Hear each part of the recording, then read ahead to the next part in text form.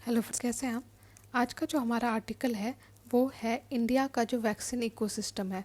आपको पता होगा कि जो इंडिया है वो कहीं ना कहीं हेड करता है, जो वैक्सीन का जो पूरा जो ग्लोबल सेल है उसको हेड करता है।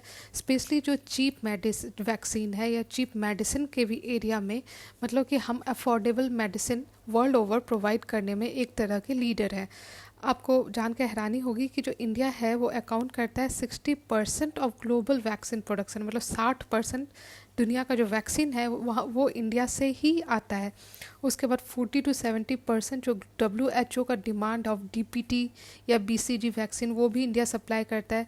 साथ में जो मिजल्स जो है, जो कि WHO जिसमें एक्टिवली इन्वॉल्व है, वो भी उसका 90% जो है वो इंडिया प्रोवाइड करता है। तो इस तरह से आप समझ सकते हो कि जो गरीब देश हैं, स्पेशली अफ्रीका, उनके लिए कितना इम्पोर्टेंट है इंडिया। अगर हम देखें कि इंडिया को का जो अभी प्रेजेंट सिनेरियो है, ठीक है, क्या पोजीशन है, तो उसमें आप देखोगे कि फार्मा इंडस्ट्री में आप देखोगे तो इंडिया जो है वो थर्ड लार्जेस्ट मार्केट है वॉल्यूम के एंगल से, और वहीं 14th है इन टर्म्स ऑफ वैल्यू। तो अगर आप की प्लेयर्स देखें जो इस एरिया में इन्वॉल्व है, वो है आपका सेरम इंस्टीट्यूट।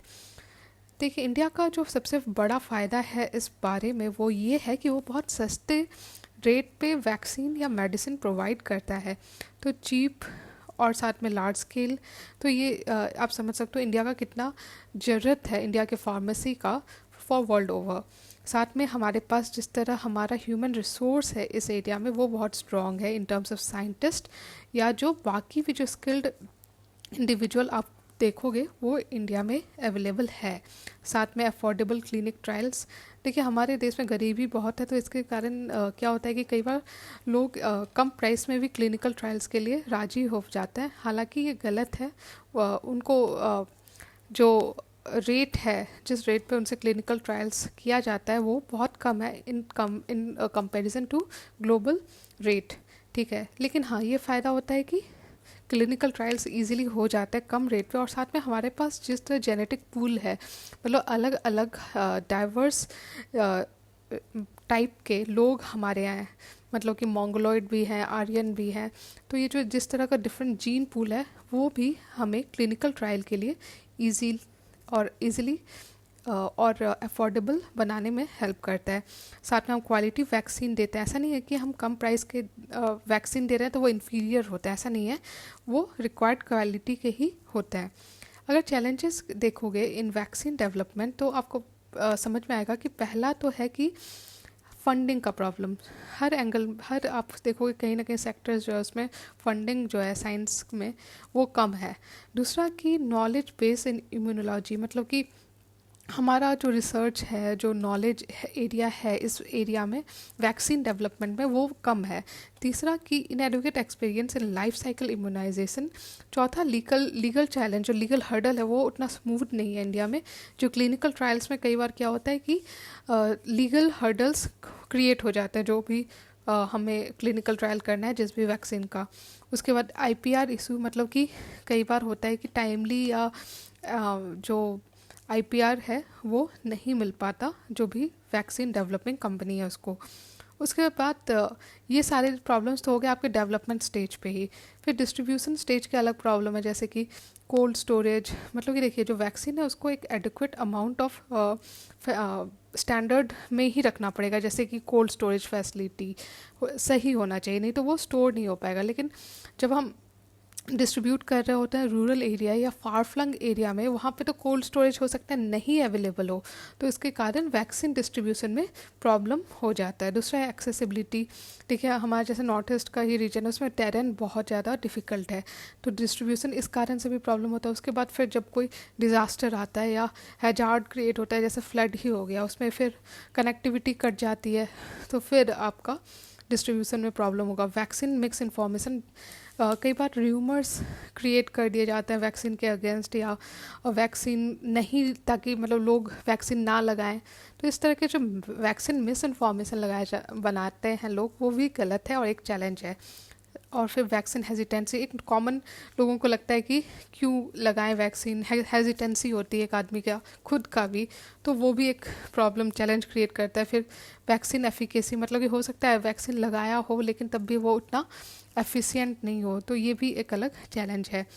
अपॉर्चुनिटी जो है इंडिया के लिए वो यही है कि हम जो अपने एंसिलरी इंडस्ट्रीज़ हैं उसको और ज़्यादा डेवलप कर सकते हैं, और साथ में जो भी रिलेटेड इसके सेक्टर्स हैं जैसे कि पैकेजिंग हो गया या कोल्ड स्टोरेज हो गया, ट्रांसपोर्टेशन हो गया, इसको और ज़्यादा डेवलप कर सकते हैं ताकि जो डिस्ट्रीब्यूशन नेटवर्क है हमारा वैक्सीन का वो स्ट्रॉन्ग हो जाए, और जो एग्जिस्टिंग सप्लाई चेन है उसको रेजिलियंट बनाने के साथ साथ उसको यूटिलाइज करना चाहिए एफिशिएंटली, ताकि देश का कोई भी रीजन छूटा ना रहे वैक्सीन मिलने से।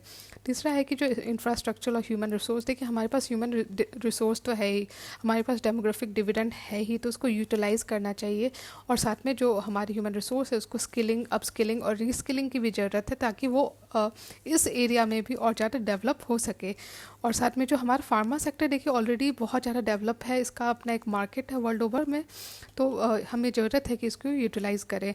उसके बाद प्रिवेंटिव केयर, देखिए जो हेल्थ सिस्टम है वो इंटीग्रेटेड है, ठीक है, इसमें आप फ्रेगमेंट नहीं कर सकते कि किसी एक एरिया पे ज़्यादा फोकस करें और दूसरे एरिया पे नहीं, तो हमें क्यूरेटिव प्रिवेंटिव जो हेल्थ है, ठीक है, कि पहले से ही स्ट्रॉन्ग करें अपनी इम्यूनिटी, जैसे एग्जांपल दे रही हो, तो ऐसे स्टेप्स लेने चाहिए। वैक्सीन तो है ही, लेकिन जो बाकी जो एरिया है हेल्थ का उस पर भी कंसंट्रेट करके हमें एक इंटीग्रेटेड हेल्थ डेवलपमेंट की तरफ आगे बढ़ना चाहिए। फिर साथ में improving detection and care for patients for non communicable disease, क्योंकि देखिए इसमें सर्विलेंस भी आज के टाइम में बहुत इंपॉर्टेंट हो गया है। नए नए तरीके के बीमारी आ रहे हैं, तो ज़रूरी है कि हम पहले से ही उसके लिए सतर्क रहे, सर्विलेंस करें, ताकि वो स्प्रेड ही नहीं हो पाए मासेस और पॉपुलेशन के बीच में, तो ये बात ध्यान रखने की ज़रूरत है। उसके बाद डील कैसे किया जाए या जो चैलेंजेस हैं उसको कैसे हैंडल करें, तो पहले तो R&D पे बढ़ाने की ज़रूरत है, हमारा फिस्कल इंसेंटिव जैसे कि टैक्स क्रेडिट्स हो गया, ताकि हम और ज़्यादा सस्ता और इजी एक्सेसिबल कर पाए जो फार्मा सेक्टर है उसको। जितना रिसर्च होगा उतना ही ज़्यादा हमारा फार्मा सेक्टर ग्रो करेगा।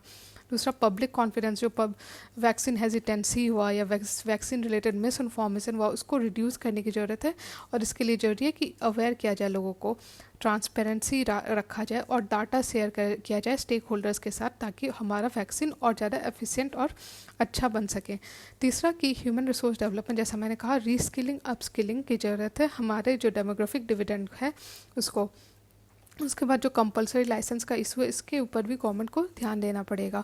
स्टॉक फाइल वैक्सीन, मतलब कि कुछ ऐसे डिजीज़ हैं जो कि अचानक हो सकता है, जैसे मलेरिया ही देखा जाता है कि कई बार बारिश के दिनों में उसका बहुत स्पीड के साथ ग्रोथ होता है, तो इसका तो मलेरिया का तो रिसेंट वैक्सीन आया है।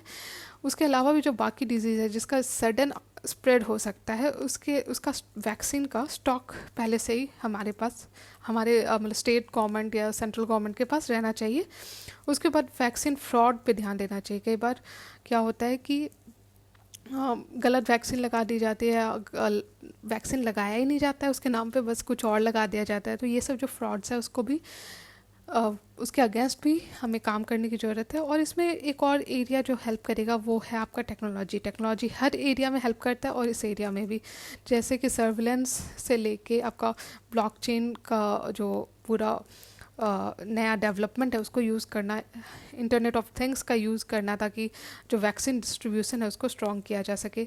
साथ में हमें MSME इंडस्ट्री है, ये जो इकोनॉमी का हमारा मेजर आपका पार्टनर है MSME इंडस्ट्री, उनका भी हमें यूटिलाइज़ करके जो एंसिलरी इंडस्ट्री है, जैसे मास्क मेकिंग है उसमें MSME कितना ज़्यादा एक्टिव है, तो वैसे ही वैक्सीन में भी ये सेक्टर आपका कंट्रीब्यूट कर सकता है। तो इस तरह से हमने वैक्सीन एफिकेसी रिलेटेड टॉपिक को समझ लिया। आई होप आपको वीडियो अच्छा लग रहा है। अगर अच्छा लग रहा है तो प्लीज़ लाइक कीजिए और मेरे चैनल को सब्सक्राइब कीजिए। Thank you.